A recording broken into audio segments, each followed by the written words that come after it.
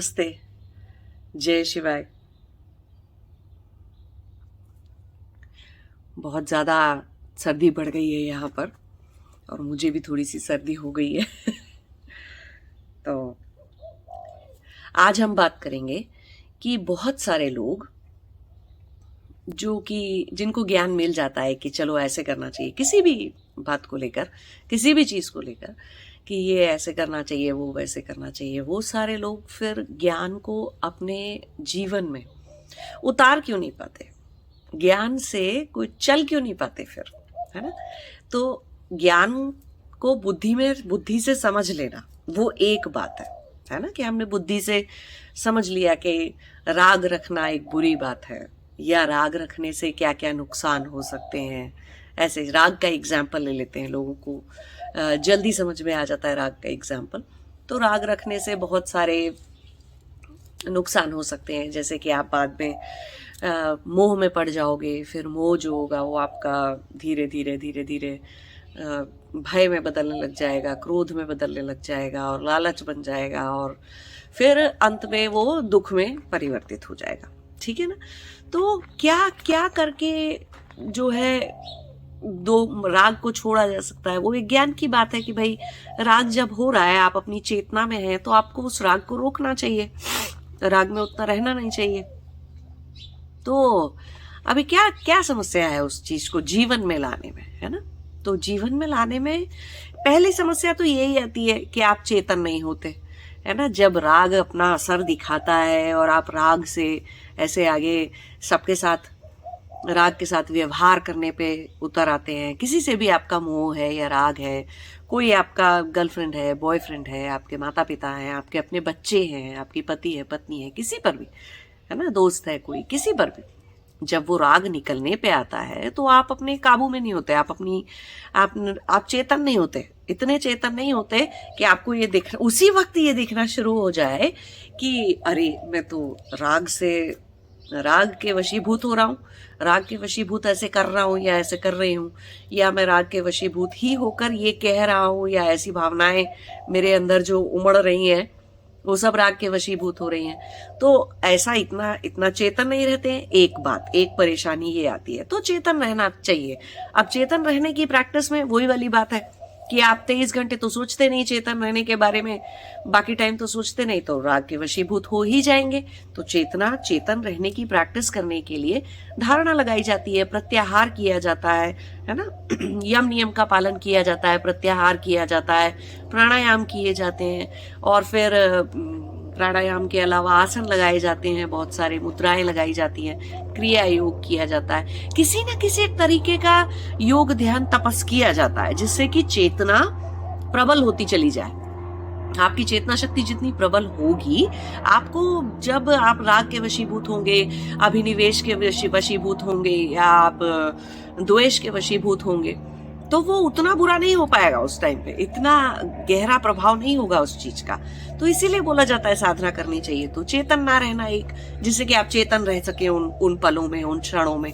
ठीक है? तो ये एक परेशानी आती है। दूसरी जो सबसे बड़ी परेशानी आती है वो है कि देखिए, इस बात को ऐसे समझना चाहिए कि सारी आत्माएं किस कोशिश में लगी हुई हैं, ठीक? चाहे वो किसी भी तरह से उनका ज्ञान है, ज्ञान में कितनी शुद्धि है नहीं है वो एक अलग बात है, लेकिन सबकी कोशिश क्या होती है?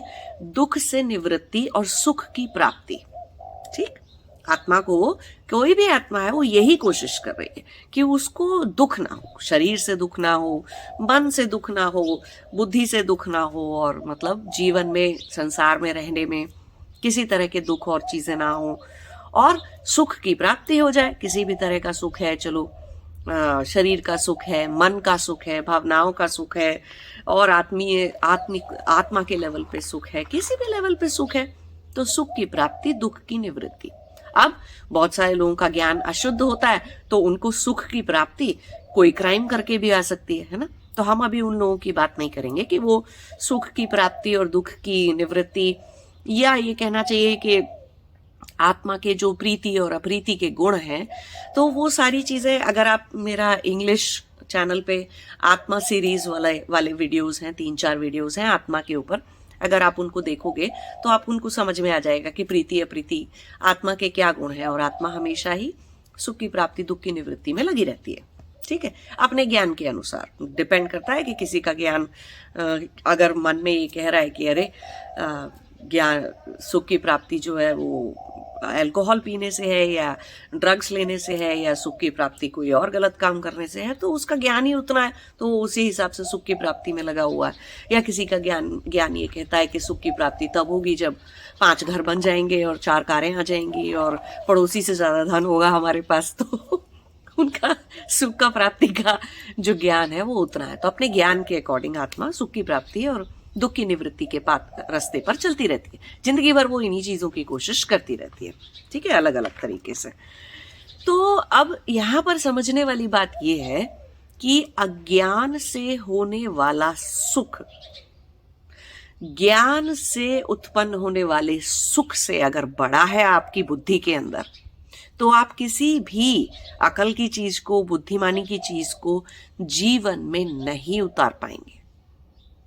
जैसे कि एग्जाम्पल के लिए राग हो गया, ठीक, राग करने से किसी से आपको बहुत राग है, आप उसको आई लव यू बोल देते हैं दिन में 10 बार, वो आपको बोल देते हैं आई लव यू, या आपको प्यार जता देते हैं तरीके से, कितने तरीकों से, रहने से, खाने से, पीने से, आपकी देखभाल करने से, वो आपको प्यार, कोई भी आपको प्यार दिखा देता है, आप उनको प्यार दिखा देते हैं और बंधे रहते हैं एक दूसरे के साथ मोह पाश के बंधन में। तो कितना सुख और कितनी सिक्योरिटी नजर आती है उस चीज में।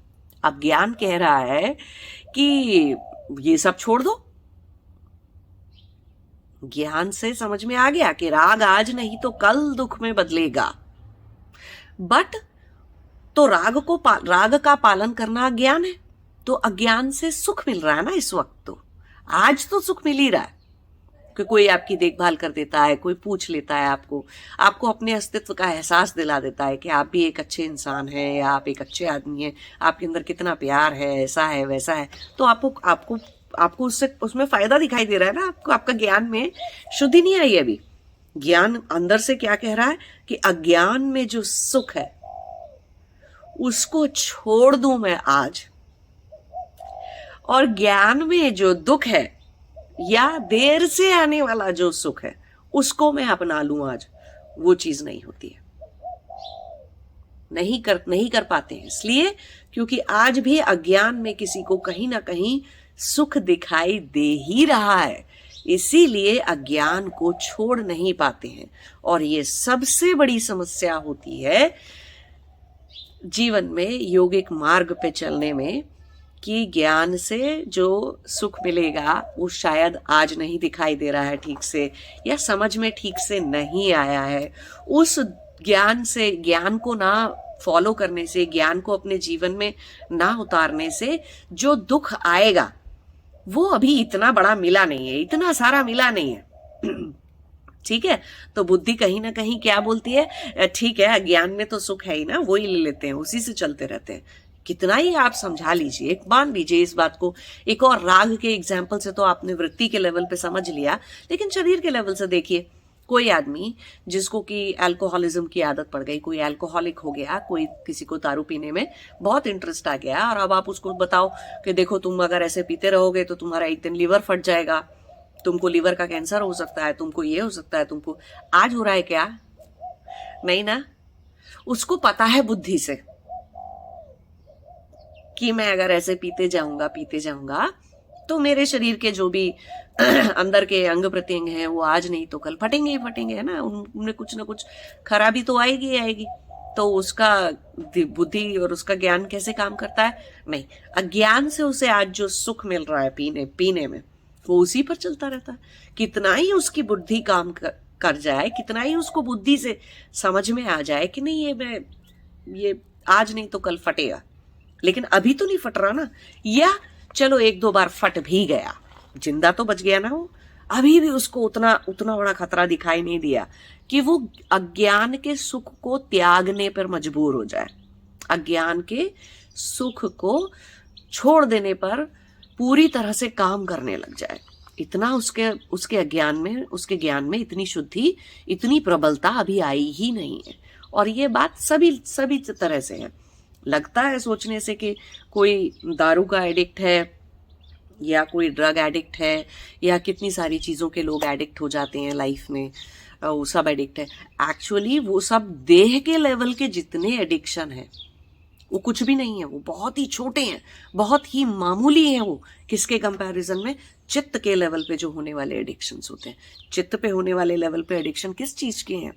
राग के, मोह के, अभिनिवेश के, बहुत ज्यादा 24 घंटे दिमाग के चलने के, इतने सारे विचार ही विचार आते रहे आते रहे आते रहे, वो एडिक्शन है अपने आप में।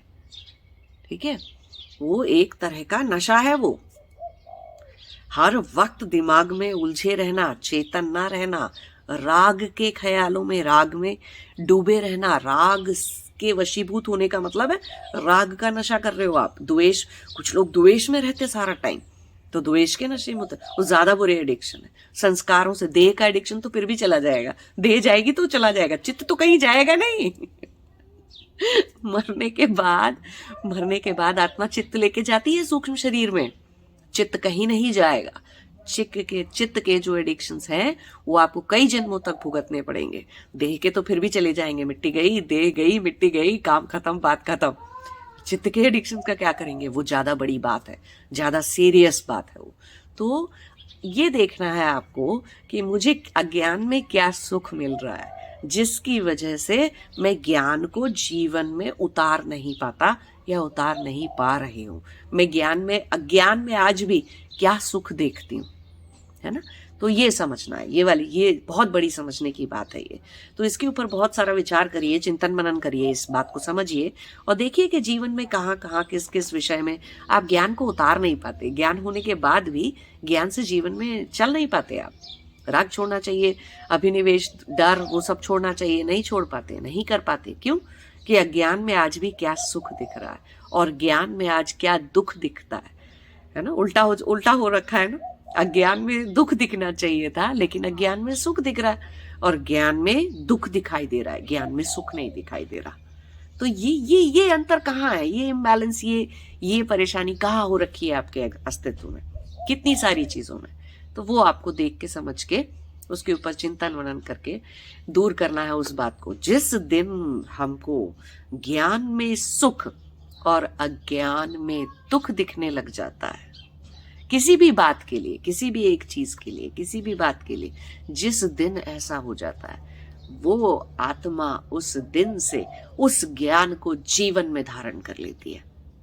वो ज्ञान जीवन में दिखाई देने लग जाता है उसके, वो जीवन में उतार पाती है, उन चीजों के थ्रू लिव कर पाती है, जी पाती है, जीवन को जीती है फिर उस ज्ञान के साथ। ऐसा नहीं कि दिमाग में पता है राग छोड़ना चाहिए, अभी चल दिए फिर से राग में ओत-प्रोत होने।